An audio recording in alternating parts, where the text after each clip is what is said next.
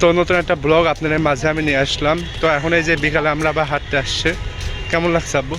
হ্যাঁ, ফাইন লাগছে আলহামদুলিল্লাহ।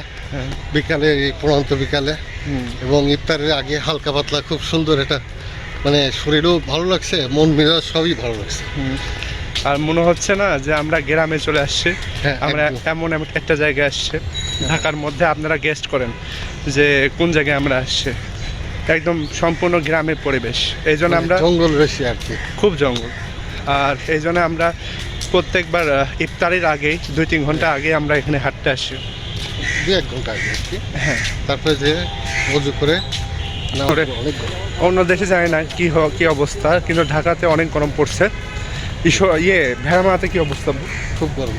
ভেড়ামারাতেও গরম। কুষ্টিয়াতেও গরম, ঈশ্বরদীতেও গরম, হ্যাঁ। আর ঢাকাতে তো গরম পড়ছে। তো এই হচ্ছে আমাদের অবস্থা। সূর্য মনে হয় একটু পর ডুবে যাবে। না, দেরি আছে। তাহলে এখন মেবি তোমার 5:30 বাজে, হ্যাঁ, এরকম। একটু বিকালে হাঁটলে একটু মন টনও ভালো লাগে।